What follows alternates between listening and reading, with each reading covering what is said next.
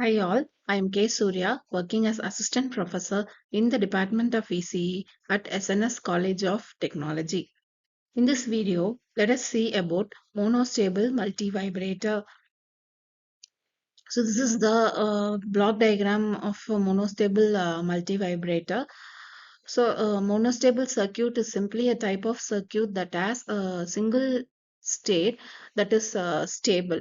In most cases, this takes the form of a circuit that takes a trigger pulse of any length and outputs a pulse of a particular set length. The output pulse length is purely decided by the components that make up the circuit and not the input pulse. For example, if we have a monostable circuit with a time constant of say 1 millisecond, it would not matter if 1 microsecond pulse or a zero point 0.1 millisecond pulse triggers it. The output pulse would always be 1 millisecond long. Many different components could be used to make such a circuit. So you may use a transistor, a 555 timer, digital logic gates, or operational amplifiers. So here we will see a circuit based on operational amplifier. So the monostable multivibrator is also called as a one-shot multivibrator. This circuit produces a single pulse of specified duration in response to each external trigger signal. For such a circuit, only one stable state will exist.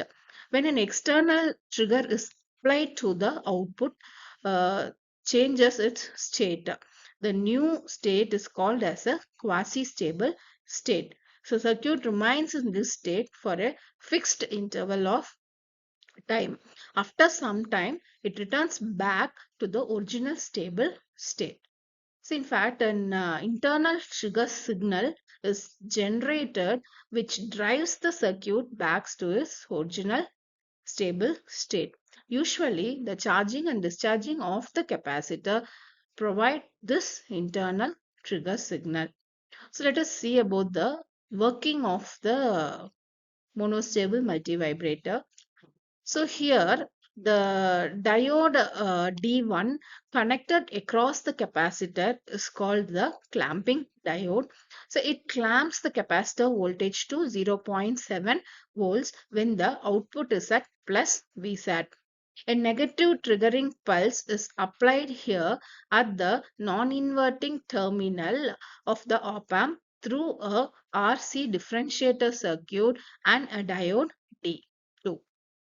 So to understand the operation, let us assume that the output V naught is at plus Vsat, that is in the stable state. The diode D1 connected across the capacitor conducts and the voltage across the capacitor, that is Vc, gets clamped to zero point 0.7 volts. The diode D1, once it is conducting, what will happen is the voltage of the non-inverting terminal is controlled by the voltage divider R1 and R2. So voltage at the non-inverting terminal V2 will be given by beta into V naught. So which where beta is nothing but corresponding resistance R2 divided by sum of the resistances R1 and R2. So if Vt, a negative trigger of amplitude capital Vt is applied to the non-inverting terminal of the op amp, so what will happen is the effective voltage at this terminal is less than zero point 0.7 volts.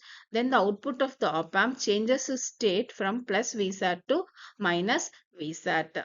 So diode will now become reverse biased and the capacitor starts charging exponentially to the minus Vsat through the resistance R.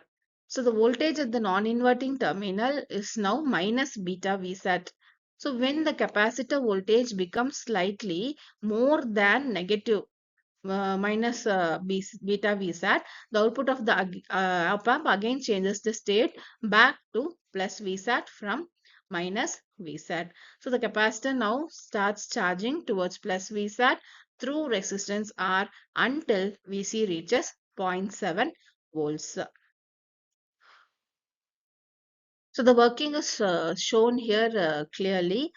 So when a trigger is given here, so assume initially your output is at say plus Vsat, um, and so when your capacitor will charge up to beta Vsat. So when your output will switch from plus Vsat to minus Vsat. So when your capacitor voltage reaches your 0.7 volts. So after that, your capacitor will start charging towards minus beta Vsat, and then once it reaches minus beta Vsat, again its output changes its state, and it will start charging towards 0.7 volts as shown here. So this is the graph which shows the operation of a monostable multivibrator. So next we'll see about the applications of monostable multivibrator. Some of the applications are say it's used in timing circuits. So it's used in timers, delay circuits, and clock pulse generation. And it's used in pulse shaping, where it converts the irregular pulses into uniform ones. It's also used in switch debouncing. It helps in removing noise from the mechanical switches, and it's also used in frequency division, where it is used in digital frequency dividers. So hope you understood the working of an monostable multivibrator. So now let us take up some assessment questions. So monostable multivibrator may be used to generate. The options are uh, sweep voltage, pulses, sinusoidal voltage, and sweep current. Yes, the answer is pulses. So, which of the following is not the other name for a monostable multivibrator? The options are univibrator, one shot, gating circuit, and square wave generator. Yes, the answer is square wave generator, because square wave generator is the other name for a stable multivibrator. Thank you for watching this video.